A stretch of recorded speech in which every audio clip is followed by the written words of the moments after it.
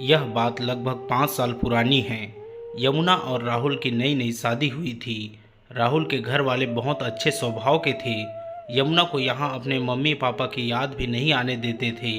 इतना प्यार करते थे उसके ससुराल वाले। धीरे धीरे 3-4 साल कैसे निकल गया पता ही नहीं चला यमुना को। मगर एक बात तो आपने ज़रूर सुनी होगी, ससुराल कितना भी अच्छा क्यों ना हो, मगर ससुराल तो ससुराल ही होता है। कुछ ऐसा ही हुआ यमुना के साथ। अब यमुना को उसके ससुराल वाले उतना पसंद नहीं करते थे जितना पहले करते थे। इसका सबसे बड़ा कारण यह था कि यमुना की शादी को पूरे 5 साल हो गए थे और अभी तक उनका एक भी बच्चा नहीं हुआ था। इस वजह से अब रोज यमुना को भला बुरा सुनना पड़ता था। शुरू शुरू में तो राहुल को कुछ नहीं बताया, मगर जब पानी सर से ऊपर तक आ गया तो यमुना से रहा नहीं गया। तो अब उसने यह बात राहुल को बताई। राहुल पहले तो यह सब बातें सुनकर खामोश रहा। उसके बाद राहुल ने यमुना को समझाते हुए कहा, देखो तुम घबराओ मत, जब भगवान चाहेंगे तब हमारा भी बच्चा हो जाएगा। यमुना ने रोते हुए कहा, आखिर कब तक मैं इन सब लोगों के ताने भरे बातों को सुनती रहूंगी।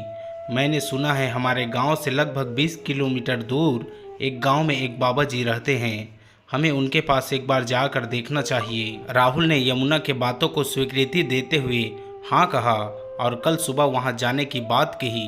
अगले दिन सुबह दोनों उस बाबा के पास गए और अपनी समस्या उस बाबा को बताई। बाबा काफ़ी चर्चित व्यक्ति थे। ज़्यादातर लोग उसके पास यही समस्या के समाधान के लिए आते थे। तो बाबा को पहले ही सब समझ में आ गया था। उसने राहुल को बाहर इंतजार करने को कहा और यमुना को अंदर लेकर चले गए। अंदर जाने के बाद बाबा ने यमुना को एक लड्डू दिया और खाने को कहा। यमुना ने जैसे ही वह लड्डू खाई उसके बाद वह बेहोश हो गई। हालांकि बाबा की 2-3 दासियां भी थी उनके साथ। अब वह सब यमुना के होश आने का इंतजार करने लगी। 5-10 मिनट बाद जैसे ही यमुना को होश आया तो वह सोचने लगी कि मैं बेहोश कैसे हो गई थी। अब यमुना को डर लगने लगा कि कहीं मेरे साथ इन लोगों ने कुछ गलत ना किया हो, मगर ऐसा कुछ नहीं हुआ था, क्योंकि जो बाबा थे वह साफ दिल के थे, मगर वह बेईमानी से और लोगों को झूठे दिलासे दिलाकर पैसे कमाते थे। इन्हीं पैसों से वह अपना गृहस्थी चलाया करता था। वैसे देखा जाए तो बाबा को कुछ नहीं आता था, वह सिर्फ मरीजों को ऐसा एहसास दिलाता था मानो उसकी समस्या का समाधान कर दिया हो, मगर ऐसा कुछ नहीं होता था। हालांकि कई बार उनके तुक्के सही भी साबित हुए थे, मगर सच में वह एक आम इंसान ही था। यमुना अंदर से बाहर आई जहां राहुल उसका इंतजार कर रहे थे। बाबा भी उनके पीछे पीछे राहुल के पास आया और बोला, बेटा बहुत जल्द ही खुशखबरी आने वाली है। लगभग 1 महीने के अंदर ही तुमको खुशखबरी मिल जाएगा। राहुल यह बातें सुनकर बहुत खुश हुआ। अब राहुल ने बाबा जी को उनके फीस दिए, पूरे 11,000 रुपये।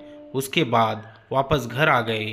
अब देखते देखते 1 महीना से 2 महीना हो गए और 2 महीने से 3 महीने हो गए, मगर अभी भी बच्चे का कुछ पता नहीं चला। एक बार फिर वह लोग इस बाबा के पास गए और बाबा से कहा, बाबा जी आपने कहा था कि 1 महीने के अंदर खुशखबरी आ जाएगी, मगर अभी पूरे 3 महीने हो गए हैं, कुछ पता नहीं है। तब बाबा जी ने कहा, शायद आपकी पत्नी में बच्चा पैदा करने की क्षमता नहीं है, वरना अब तक तो आ जाना चाहिए था। राहुल को बाबा की बात सही लगा। राहुल ने सोचा, अगर मेरी पत्नी में बच्चा पैदा करने की क्षमता होती तो बहुत पहले ही बच्चे आ जाते। अब वह दोनों उदास होकर घर आ गए। अब राहुल को भी आसपास के लोग ताना मारने लगे। राहुल मन ही मन अंदर से बहुत उदास रहने लगा और दूसरी शादी करने के लिए सोचने लगा। घर वाले तो पहले से ही राहुल को दूसरी शादी करने के लिए दबाव डाल ही रहे थे। अब राहुल भी घर वालों की बातों में आकर दूसरी शादी कर ही लेता है। इधर यमुना बेचारी घुट घुट कर अंदर ही अंदर मरे जा रही थी। राहुल की दूसरी पत्नी का नाम शीला था। शीला का स्वभाव उतनी अच्छी नहीं थी जितनी कि यमुना की थी। राहुल को अब कुछ समय बाद एहसास हुआ कि शीला प्रेग्नेंट हो गई है। राहुल के घर वालों का खुशी के मारे ठिकाना ना रहा।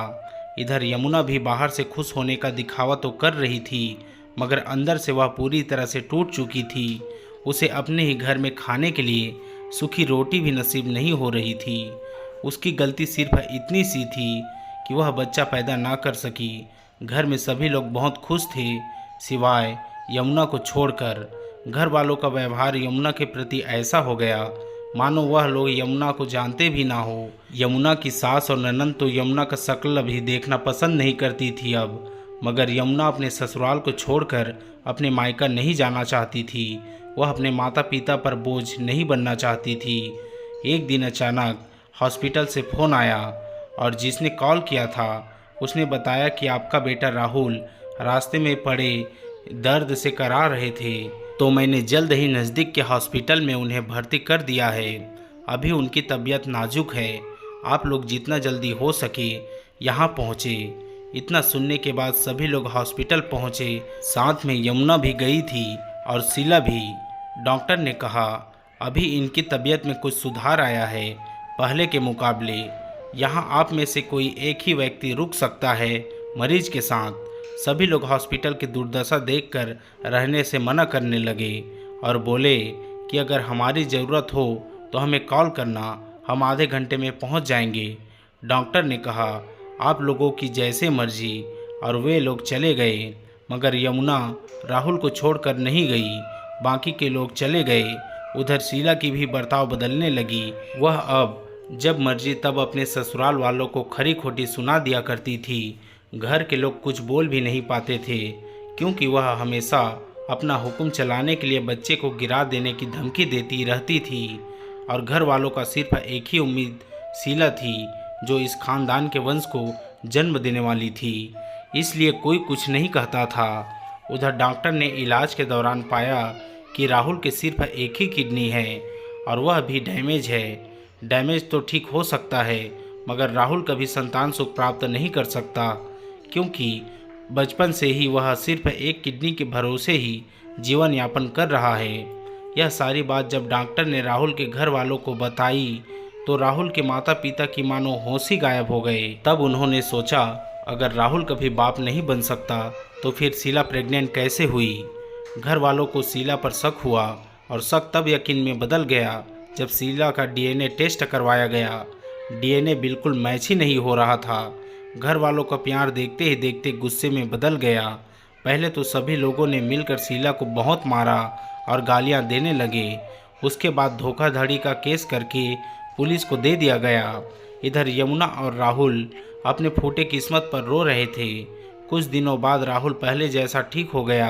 अब घर वालों ने भी यमुना से माफ़ी मांगी और कभी भी उन पर जुल्म न करेगी कहकर कसम खाई। यमुना का दिल बचपन से साफ था तो उसने सबको माफ़ कर दिया। कुछ महीनों बाद राहुल और यमुना ने एक अनाथ आश्रम से एक बच्चे को गोद ले लिया और अब सभी लोग जो हुआ उसे भूलकर अभी खुशी खुशी जीवन यापन कर रहे हैं। दोस्तों, इस कहानी से हमें दो बहुत बड़ी बातें सीखने को मिलती है। पहला, किसी भी इंसान को अच्छे से जाने बिना गलत या सही नहीं समझना चाहिए। पहले पूरी तरीक़ा से उस इंसान को जान लो जिसे आप गलत या सही समझ रहे हो, उसके बाद अपना निर्णय लो। दूसरा, कभी भी दूसरे के बहकावे में ना आए और अंधविश्वास के चक्कर में ना पड़े, वरना जीवन का नाश होना तय है। दोस्तों, जाते जाते आप सभी लोगों से बस यही कहना चाहता हूँ कि अगर कहानी अच्छी लगी हो तो वीडियो को लाइक कमेंट करके शेयर ज़रूर करें अपने दोस्तों और रिश्तेदारों के साथ। और भी ऐसे ही बेहतरीन कहानियों के लिए आप हमारे YouTube चैनल को सब्सक्राइब भी कर सकते हैं, यह बिल्कुल फ्री होता है। धन्यवाद। मिलते हैं और भी ऐसे ही बेहतरीन ज्ञानवर्धक कहानियों के साथ।